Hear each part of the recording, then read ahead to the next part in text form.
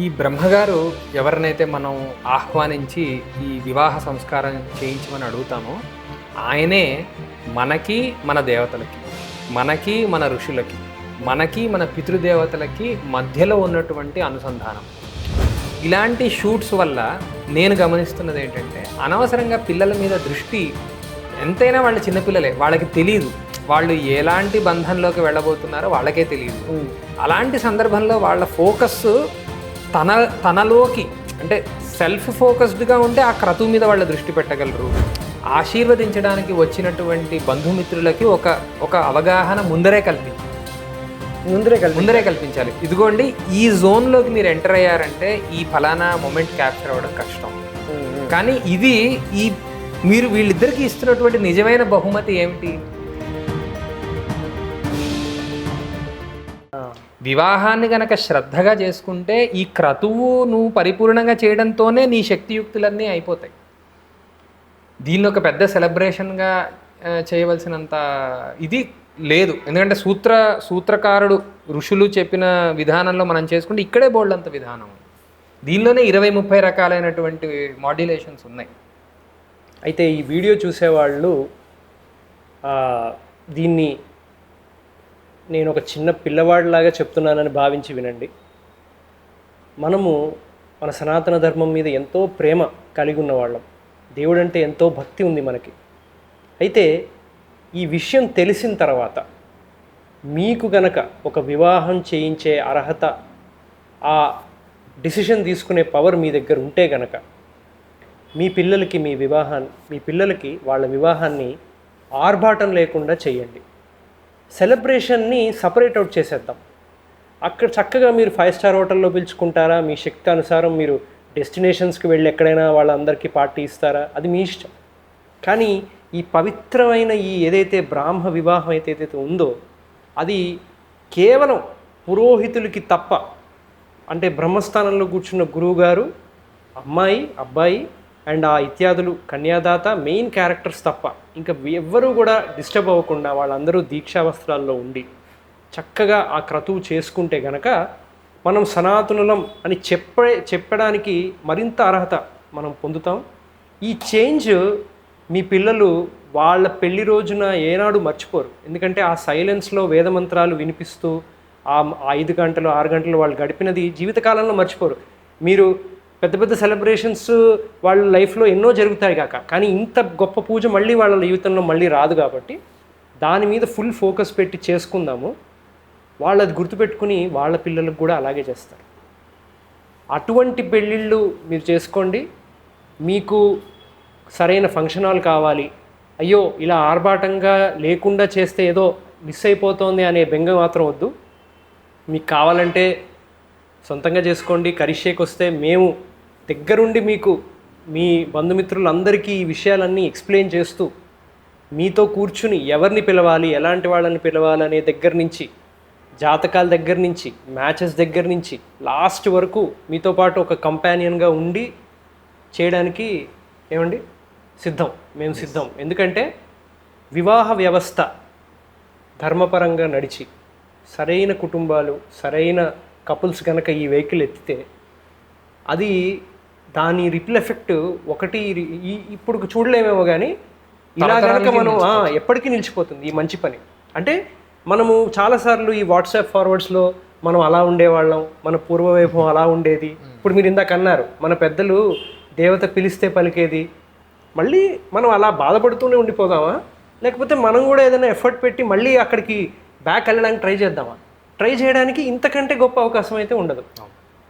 So నా పిల్లలకైతే నేను కేవలం ఇలాగే వివాహం చేద్దామని నిశ్చయించుకుంటున్నాను.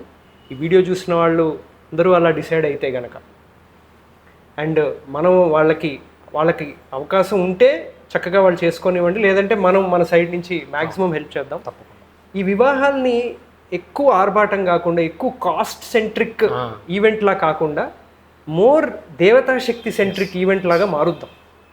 సెలబ్రేషన్స్ క్యాన్ బి సపరేట్, అదేం ఆపద్దు. ఈ క్రతువులో సహజంగానే సెల్ఫ్ అవేర్నెస్ రావడానికి ఎన్నో భాగాలు ఉన్నాయి. దీనిలో సప్తపది ఉంది, పాణిగ్రహణం ఉంది, ఎన్నో ఉన్నాయి. అదంతా సైలెంట్ గా జరిగితే ఎంత బాగుంటుంది. అలానే ముందరే ఓరియంట్ అయ్యి అసలు ఓకే ఈ వివాహంలో ఇన్ని క్రతువులు ఉన్నాయి, ఒక్కొక్క దాని వెనకాల ఉన్నటువంటి కథ ఇది, నువ్వు చెప్తున్నటువంటి సంకల్పం యొక్క అర్థం ఇది, నువ్వు చేస్తున్నటువంటి ప్రతిజ్ఞ ఇది అని చెప్పి మనం పిల్లలిద్దరిని గనక ఒకటి చేస్తే వాళ్ళు ఎంత గొడవలు వచ్చినా ఆ రోజున నేను ఇలా చేశాను కదా, ఆ రోజున నేను అలైన్ అయింది దీనికోసం కదా, ఇంత చిన్నదానికోసం నేను ఇంత పవిత్రమైన బంధం నుంచి బయటికి రాకూడదు కదా అని ఎప్పుడైతే వాళ్ళు రియలైజ్ అవుతారో అప్పుడు మీరు అన్నట్టుగా సహజంగానే మన సమాజం ఇంకా పటిష్టం అయ్యే అవకాశం ఉంది. ఇలాంటి పటిష్ట బంధంలో నుంచి వచ్చినటువంటి సంతానం మళ్ళా మన భారతీయ పునర్వైభవానికి ఆధారం అవుతుంది. ఖచ్చితంగా అవుతుంది. మీరు నాతో ఒక మాట అన్నారు గురువుగారు, నేను నా జీవితంలో ఎప్పుడు మర్చిపోలేను. మీరు ఏమన్నారంటే మీ అబ్బాయికి ఉపనయనం చేసినప్పుడు నేను ఖర్చు పెట్టిన అన్ని లైన్ ఐటమ్స్లో నుంచి హయ్యెస్ట్ అమౌంట్ పురోహితులకే వెళ్ళాలి అని అన్నారు. అంటే ఇప్పుడు ఫర్ ఎగ్జాంపుల్ 100 మందికి పిలిచి భోజనం పెడితే భోజనానికి సపోజ్ 50,000 అయింది అనుకోండి, పురోహితులకి దానికంటే ఎక్కువ ఇవ్వాలి. ఆ రూల్ పెట్టుకుని మనం వివాహాన్ని కూడా చూడాలేమో అని. ఎందుకంటే నిజానికి most important person, most important activity అదే కదా. హైయెస్ట్ ఇంపార్టెంట్ యాక్టివిటీకి హైయెస్ట్ అమౌంట్ పే చేయడం ఇస్ ద న్యాయం. ఎందుకంటే మనం ఈ బ్రహ్మగారు ఎవరినైతే మనం ఆహ్వానించి ఈ వివాహ సంస్కారం చేయించమని అడుగుతామో ఆయనే మనకి, మన దేవతలకి, మనకి మన ఋషులకి, మనకి మన పితృదేవతలకి మధ్యలో ఉన్నటువంటి అనుసంధానం. ఆయన తపశ్శక్తి మీదనే ఈ సంబంధం ఇకపైన నిలబడబోతోంది. అలానే వీళ్ళిద్దరూ ఈ కొత్త వాహనం ద్వారా విశిష్టమైనటువంటి స్థానాలకి వెళ్ళబోతున్నారు కాబట్టి దానికి డ్రైవర్ ఆయనే. కాబట్టి ఆ బ్రహ్మగారిని పరిపూర్ణంగా సంతోషపెట్టడం అనేది మన ప్రథమ కర్తవ్యం. ఈ ఇన్స్పిరేషన్ మనకి ఎక్కడి నుంచి వస్తుందంటే మళ్ళీ వేదాల్లో నుంచే వస్తుంది. వేదాల యొక్క ప్రధానమైనటువంటి వినియోగం ఎక్కడ జరుగుతుందంటే శ్రౌత కర్మల్లో జరుగుతుంది. వాటినే యజ్ఞము అంటారు. ఈ ఫలానా యజ్ఞంలో ఎంత దక్షిణ ఇవ్వాలనేది కూడా మనకి ప్రీ డిఫైన్డ్ అనమాట. ఓకే, ఓహో. సో దానిలో ఎలా ఉంటుంది అంటే ప్రధానమైనటువంటి భాగాన్ని మీరు ఈ ఫలానా బ్రహ్మగారికి ఇవ్వాలి, ఇంత ఋత్విక్కి ఇవ్వాలి, ఇంత అధ్వర్యుకి ఇవ్వాలి, ఇలా ఒక్కొక్కరికి ఎంత మనం దక్షిణగా ఇవ్వాలి అనేది కూడా నిర్దేశింపబడుతుంది. అక్కడి నుంచి మనం ఎప్పుడైతే ఇన్స్పిరేషన్ తీసుకుంటామో ఇది కూడా ఈ యొక్క యజ్ఞ భావనతో మనం చేస్తామో. ఎందుకంటే దీనిలో యజ్ఞానికి కావాల్సిన అన్ని గుణగణాలు దీనిలో ఉన్నాయి. దీనిలో మనం దీక్షగా ఉంటాం, దీనిలో మనం మనకి సంబంధించిన ద్రవ్యాలని దేవతలకి మనం సమర్పణ చేస్తాం. ఇకపైన చేయబోయే అన్ని త్యాగాలకి ఇదే మూలాధారం అవుతుంది. కాబట్టి యజ్ఞం నుంచి మనం ఇన్స్పిరేషన్ తీసుకొని ఈ రకమైనటువంటి పెళ్ళిని మనం డిజైన్ చేసుకుంటే అది చాలా బాగుంటుంది. ఇంకోటి తరచూ వినిపించే మాట ఎంగేజ్మెంట్. అంటే వివాహానికి ముందుగానే అమ్మాయి అబ్బాయి ఒక వేదిక మీదకి రావడం, దండలు మార్చుకోవడం, ఉంగరాలు మార్చుకోవడం, ఇవన్నీ ఉన్నాయి. అయితే ఈ డిస్కషన్ పరంగా చూసుకుంటే చాలా వృధా ఖర్చులాగా అనిపిస్తోంది. మీరు చెప్పాలి మీరే. ఎంగేజ్మెంట్ అనేదానికి సంస్కృతంలో ఉన్నటువంటి పదం నిశ్చితార్థ అని. అర్థము అంటే ప్రయోజనము, ఆబ్జెక్టివ్ అని మనం అనుకోవచ్చు. నిశ్చితం అంటే decided. The objective of this marriage is decided అని అర్థం. ఏమిటని, వాళ్ళిద్దరి మధ్యలో అలైన్మెంట్ ఏ లెవెల్లో ఉంది అంటే ఇటు తల్లిదండ్రులు అటు తల్లిదండ్రులు ముందర కలుసుకోవచ్చు. ఇప్పుడు ఆడపిల్ల మగపిల్లవాడు వివాహం కంటే ముందర కలవకూడదు, కానీ అటువైపు తల్లిదండ్రులు ఇటువైపు తల్లిదండ్రులు కలుసుకోవచ్చు. అటు పెద్దలు ఇటు పెద్దలు కలుసుకుంటారు. కలుసుకోకపోతే మరి ఎలా కలుసుకుంటారు? సో వాళ్ళ గుణగణాలు వీళ్ళ గుణగణాలు కలుస్తాయి. కాబట్టి ఈ నిశ్చితార్థంలో నిజానికి కలవాల్సింది ఎవరు అంటే పెద్దలు. సో అబ్బాయి అమ్మాయితో అసలు సంబంధమే లేదు, అసలు వాళ్ళు అక్కర్లేదు. ఓకే. సో నిశ్చితార్థము అనేది ఎలాంటిది, తాంబూలాలు మార్చుకున్నాం అని అంటారు మామూలుగా. పాత వాళ్ళ పరంగా తాంబూలాలు మార్చుకున్నారని ఆ తాంబూలాలు మార్చేసుకున్నామండి అంటారు. అంటే ఏంటి, మొదటిసారి ఈ తల్లిదండ్రులు కానీ ఆ తల్లిదండ్రులు కానీ ఒక చోట కలిసి ఇగోండి మనం ఈ ఫలానా పిల్లవాడి గుణగణాలు ఆ అమ్మాయి గుణగణాలు బాగున్నాయి కాబట్టి మనం వాళ్ళిద్దరి మధ్యలో పెళ్లి జరిగేటట్టుగా ప్రయత్నం చేద్దాము అని నిశ్చయంగా ఏ క్రతువులో అయితే చేసుకుంటారో దాన్ని నిశ్చితార్థము అంటారు. ఇది ఎక్కడ చెప్పబడలా. వివాహ తంతులో ఎక్కడ నిశ్చితార్థానికి చోటు లేదు. కానీ అది డిరైవ్డ్ అంటే మనం దాన్ని ఇండ్యూస్ చేయొచ్చు, ఇన్ఫర్ చేయొచ్చు. ఎందుకంటే స్నాతకం అయిపోయిన తర్వాత వరుడు నేను పెళ్లి చేసుకోవడానికి యోగ్యురాలైనటువంటి అమ్మాయిని మీరు వెతకండి అని నలుగురిని నియమిస్తాడు. కాబట్టి వీళ్ళు వెళ్ళడము, వాళ్ళతో కలవడము ఇవన్నీ జరిగాక ఇటువైపు తండ్రి అంటే పిల్ల తండ్రి నాయన ఇదిగో ఈ ఫలానా రోజున ఫలానా చోట మీరు రండి అనే ఆహ్వానాన్ని తెలియజేస్తాడు. సో ఇవి జరుగుతున్నాయి అంటే ఎక్కడో ఒక ప్రయోజనం నిశ్చితమైంది, అంటే ఒక సేమ్ గ్రౌండ్లో వాళ్ళిద్దరికీ ఇంటరాక్షన్స్ అవ్వాలి అనేది మనం ఇన్ఫర్ చేయొచ్చు. కానీ ఆ సందర్భంగా పిల్లవాడిని కలపాల్సిన అవసరం అయితే లేదు. ఓకే, ఎందుకు అంటే ఆ సంస్కరింపబడే ముహూర్తానికి మనం అంత ప్రాధాన్యత ఇస్తున్నాం. ఎందుకు అసలు మనం ఆ ముహూర్తానికే వాళ్ళిద్దరిని కలపాలి? ఇప్పుడు వీళ్ళిద్దరికీ కూడా విచిత్రమైనటువంటి వేరే వేరే మనస్తత్వాలు, శారీరకమైనటువంటి స్థితిగతులు ఇవన్నీ కూడా ఉన్నప్పుడు అలాంటి వాళ్ళిద్దరినీ ఏ ప్రదేశంలో ఏ సందర్భంలో కలిపితే బాగుంటుందో మనం నక్షత్రాలు గ్రహాల యొక్క స్థితిగతులను బట్టి ఆలోచించి వేల ఏళ్లగా తయారు చేసినటువంటి సైంటిఫిక్ ఫ్రేమ్వర్క్ ఏదైతే ఉందో ముహూర్త శాస్త్రం, దాని ప్రకారంగా ఓ ఫలానా టైంని ఎంచుకున్నప్పుడు దానికంటే ముందరే వీళ్ళిద్దరినీ కలపాల్సిన అవసరం లేదు కదా. దానికంటే ముందరే మీరు కలుపుతున్నారు అంటే మీరు ప్రికాషనరీ మెజర్స్ తీసుకోవట్లేదని అర్థం. దానికంటే ముందరే వీళ్ళకి కలయిక అయిపోతుంది. ఎందుకు? ముహూర్తానికి చేయవలసినటువంటి పని ఏంటి? వీక్షణం అని చెప్పాం. మనసులు కలిసే ఒక ప్రక్రియ. అందుకోసమే జీలకర్ర బెల్లాన్ని ఒకళ్ళ తల మీద ఒకటి పెట్టి వీళ్ళ చేతులు వాళ్ళ తలకాయ మీద, వాళ్ళ చేతులు వీళ్ళ తలకాయ మీద పెట్టి ఒక పరిపూర్ణమైనటువంటి కంప్లీట్ ఒక ప్రక్రియ ఏంటి ఆ ఎనర్జీ ట్రాన్స్ఫర్ జరిగేటట్టుగా సర్క్యూట్ కంప్లీట్ అలా ఎనర్జీ ట్రాన్స్ఫర్ అవ్వడానికి కావాల్సినటువంటివన్నీ మనం అక్కడ క్రియేట్ చేస్తున్నాం. మొత్తం ఫోకస్ అంతా వాళ్ళిద్దరి కలయిక మీదే పెట్టి మొత్తం చుట్టూతా వేద పండితులు అందరూ కూడా వేదమంత్రాలని చదువుతూ ఉండగా, బంధుమిత్రులందరూ కూడా ఆశీర్వదిస్తూ ఉండగా వీళ్ళు ఒకళ్ళనొకళ్ళు చూసినప్పుడు అప్పుడు ఆ కలయిక ఎంత దృఢంగా ఏర్పడుతుంది. అందుకనే మనకి తెలుగులో కూడా చూపులు కలసిన శుభవేళ అంటారు. కాబట్టి ఆ శుభవేళ వరకు ఆగచ్చు కదా, ఎందుకు మనకి తొందర? అయితే కొంచెం ప్రాక్టికల్గా చూస్తే అబ్బాయి అమ్మాయి అసలు చూసుకోకుండా పెళ్ళిళ్ళు అయితే ఇప్పుడు కష్టం. At least we can avoid unnecessary things like engagement. అదే ధోరణిలో I want to bring up pre wedding shoot. అది ఇంకా అది కూడా అంటే సింపుల్ థింగ్స్. ఇవన్నీ ఆనందాలు మానేయాలా అంటే సపరేట్ అవుట్ చేసుకుంటే బెటర్. పోస్ట్ వెడ్డింగ్ షూట్ చేసుకోవచ్చు కదా. చేసుకోవచ్చు. ఇప్పుడు 3 రోజులు 5 రోజుల్లో పెళ్ళి ఉంది, లేదా నెల రోజుల్లో పెళ్ళి ఉంది. నెల రోజుల తర్వాత నిజానికి పెళ్లి తర్వాత వాళ్ళు ఇంకా తేజోమయంగా ఉంటారు, ఇంకా భావాలు ఇంకా బాగా పంచుకొని న్యాచురల్ గా ఆ పోస్చర్స్ ని వాళ్ళు ఇవ్వగలరు. సో అది కొంచెం మనం చెప్పచ్చేమో. అసలు నిశ్చితార్థానికే ఆడపిల్ల మగపిల్లని ఒక వేదిక మీదకి తేవద్దు అని మనం చెప్తున్నాం. అనవసరంగా డబ్బులు వృధా చేసుకోవద్దు అనే విషయాన్ని మనం చెప్తున్నాం. కాబట్టి ఇది టేక్ ఇట్ ఫర్ గ్రాంటెడ్, ఇది మనం తప్పక అవాయిడ్ చేయవలసిందే. ఒక్కొక్కసారి ఇలాంటి షూట్స్ వల్ల నేను గమనిస్తున్నది ఏంటంటే అనవసరంగా పిల్లల మీద దృష్టి, ఎందుకంటే వాళ్ళు ఎంతైనా వాళ్ళు చిన్నపిల్లలే, వాళ్ళకి తెలియదు వాళ్ళు ఎలాంటి బంధంలోకి వెళ్ళబోతున్నారో వాళ్ళకే తెలియదు. అలాంటి సందర్భంలో వాళ్ళ ఫోకస్ తనలోకి అంటే సెల్ఫ్ ఫోకస్డ్గా ఉంటే ఆ క్రతువు మీద వాళ్ళ దృష్టి పెట్టగలరు, వాళ్ళు వెళ్ళవలసినటువంటి బంధం మీద వాళ్ళు ఎక్కువ దృష్టి పెట్టగలరు. ఇలాంటివన్నీ కూడా కొంచెం డీవియేట్ చేస్తాయేమో వాళ్ళని. ఇందాక మీరు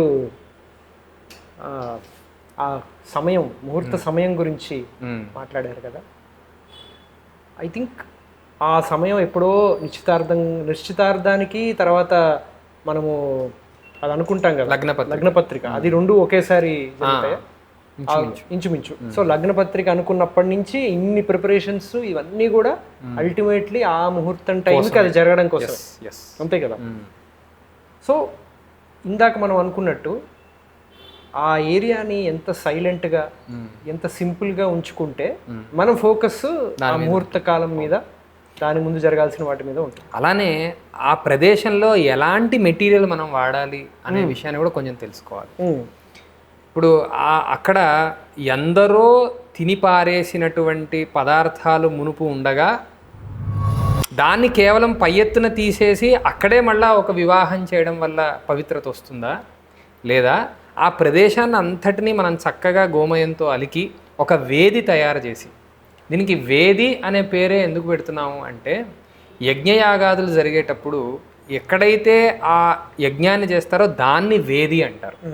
యజ్ఞము అంటే దేవతోద్దేశేన ద్రవ్యత్యాగ అని అర్థం. ఇక్కడ కూడా వివాహ బంధంలోకి వీళ్ళు వెళ్తున్నప్పుడు చాలా విషయాల్ని వీరు త్యజిస్తున్నారు. ఎందుకోసం? ఒక హయ్యర్ ఎన్లైట్మెంట్ కోసం అని మన ఫిలాసఫీ. కాబట్టి దానికోసం వీళ్ళు కూడా త్యజిస్తున్నారు. ఆ త్యజించేటటువంటి ఆ ఫలానా భూమిక ఏదైతే ఉన్నదో, ఆ ప్లేస్ ఏదైతే ఉన్నదో దాన్ని చక్కగా ఎలాగ మార్చుకోవాలని మన శాస్త్రాలే చెప్తున్నాయి. అది ఎంత డైమెన్షన్లో ఉండాలి, అక్కడ అగ్నిహోత్రం ఎక్కడ పెట్టాలి, ఎటువైపుగా మనం కూర్చోవాలి, దానికి ఎన్ని ఇటుకలు వాడాలి, అక్కడ ఇటుకలే ఎందుకు వాడాలి. ఇటుక అనే తెలుగు పదానికి మూలం వచ్చేసి ఇష్టిక అనే సంస్కృత పదం. ఆ ఇష్టిక అనేది ఎందుకు వచ్చింది అంటే ఇష్టిలో వాడేటటువంటి ఒక పదార్థం కాబట్టి దానికి ఇష్టిక అనే పేరు వచ్చింది. ఇష్టి అంటే ఏంటి అంటే దేవతలను ఉద్దేశించి మన ఇష్టాన్ని పూర్తి చేసుకోవడానికి మనం ఏదైతే కర్మ చేస్తామో దాన్ని ఇష్టి అన్నారు. ఆ ఇష్టిలో దాన్ని వాడుతున్నాం కాబట్టి ఇష్టిక, అది తెలుగులోకి వచ్చేసరికి ఇటుక అయింది. కాబట్టి అట్లాంటి ఇటుకలని, చక్కగా చేసినటువంటి ఇటుకల్ని, మంచిగా గోమయాన్ని, శాస్త్రంలో చెప్పినటువంటి డైమెన్షన్స్ని అవన్నీ వాడి ఆ వేదిక మీదకి ఎవరైతే దీక్షితులు కారో, ఎందుకంటే దీనికి దీక్ష అని ఒక పదం ఉంది. అలానే మనం గమనిస్తే కనుక వివాహాల్లో కంకణాన్ని కూడా కడతారు. అంటే ఎవరైతే కంకణాన్ని తీసుకున్నారో, ఎవరైతే దీక్షితులై ఉన్నారో, ఎవరైతే ఫోకస్డ్ ఈ పని మీదనే ఫోకస్ అయి ఉన్నారో వాళ్ళని మాత్రమే ఆ వేదిక మీదకి రప్పించడం అనేది చాలా ప్రధానం. Okay okay. సో దానిలోకి అందరూ వచ్చేయడం అనేది అంత శుభప్రదం కాదు. ఓకే. సో అయితే వెరీ రిలేటెడ్ క్వశ్చన్. ఇప్పుడు ముహూర్తకాలం ఎంత ఇంపార్టెంటో దానికోసమే ఎంత ప్రయత్నం చేస్తూ వస్తున్నామో మాట్లాడాము. సో అండ్ వేది అక్కడికి అందరూ రాకూడదు అంటున్నాం. మరి ఫోటోగ్రఫీ ఎలా? ఇదొక కామన్ క్వశ్చన్. అయితే ఆ మూమెంట్ని అసలు ఫోటోగ్రాఫ్లో క్యాప్చర్ చేయాలా, అంటే దూరం నుంచి క్యాప్చర్ చేసుకోవాలా, ఏమిటి అసలు ఎలా చేసుకుంటే బెటర్? ఒకటేంటంటే ఆ మొమెంట్ అంతా మనం గనక ఫోకస్డ్గా ఉంటే మనందరి మనస్సుల్లో అది ఫోటోగ్రాఫ్ అయిపోయి ఉంటుంది, ఎన్గ్రేవ్డ్ అయిపోయి ఉంటుంది. ఆ ఫలానా క్షణంలో నేను నా ధర్మపత్నిని ఎలా చూశాను, ఆవిడ నన్ను ఎలా చూసింది, ఆ మొదటిసారి చూసుకున్నప్పుడు ఆ చిన్న పలకరింపు నవ్వు ఎలా ఉన్నది అని గుర్తుందండి. నాకు కూడా గుర్తుంది. మర్చిపోయే క్షణం కాదు. కానీ మనం గనక ఇది హడావిడి మేళంగా చేసేసుకున్నాం అనుకోండి, మనకు గుర్తుండదు. ఓకే, మనకు అప్పట్లో టెక్నాలజీ లేదు కాబట్టి అంత ఎక్కువ దాని మీద దృష్టి పెట్టలేదు. ఇప్పుడు టెక్నాలజీ ఉంది, జూమ్ లెన్స్లు ఉన్నాయి, ఒక చోట స్థిరంగా కెమెరా పెట్టి ఎలా చేసుకోవచ్చో తెలుసు. పెద్ద పెద్ద సినిమాలే తీస్తున్నప్పుడు ఈ ఈవెంట్ను కూడా జాగ్రత్తగా మనం చేసుకోగలుగుతాం. ఎప్పుడు ఫోటోగ్రఫర్కి ఇక్కడ తంతు చేయిస్తున్నటువంటి బ్రహ్మగారికి మంచి అలైన్మెంట్ ఉండాలి, చేసుకుంటున్నటువంటి వధూవరులకు ఒక అలైన్మెంట్ ఉండాలి, దీన్ని చూడడానికి వచ్చి ఆశీర్వదించడానికి వచ్చినటువంటి బంధుమిత్రులకి ఒక అవగాహన ముందరే కల్పించాలి. ఇదిగోండి ఈ జోన్లోకి మీరు ఎంటర్ అయ్యారంటే ఈ ఫలానా మొమెంట్ క్యాప్చర్ అవ్వడం కష్టం. కానీ ఇది మీరు వీళ్ళిద్దరికీ ఇస్తున్నటువంటి నిజమైన బహుమతి ఏమిటి? ఈ పెళ్ళి అనేది చిరకాలం వాళ్ళకి నిలిచిపోవడానికి మీరు దోహదపడాలి. కాబట్టి మనం దానికి వెళ్ళొద్దు. అదేమి పెద్ద కష్టమైన విషయం ఏం కాదు. రెండు, వీళ్ళని ఆశీర్వదించడానికి మహదాశీర్వచనం అని ఒక సపరేట్ ఘట్టమే ఉంది. కాబట్టి అంతవరకు మనం ఆగి, ఈ ముహూర్తం అయిపోయిన తర్వాత కొంచెం ఆగి ఆశీర్వదించడం ఒక మంచి పద్ధతి. రెండు, ఆశీర్వదించేటప్పుడు మనం ఎలా ఉండాలి, అసలు ఆశీర్వాదం అంటే ఏంటి? ఆశీహి అంటే కోరిక, ఆశీర్వాదం అంటే వాడు బాగుండాలి గాక అని మనస్ఫూర్తిగా మనం కోరుకోవడం. ఇది ఎక్కడి నుంచి చేయొచ్చు? ఎక్కడి నుంచైనా చేయొచ్చు, ఈ ప్రపంచంలో ఎక్కడి నుంచైనా ఉండి చేయొచ్చు. తదుపరి భాగం వచ్చే ఎపిసోడ్లో చూడండి.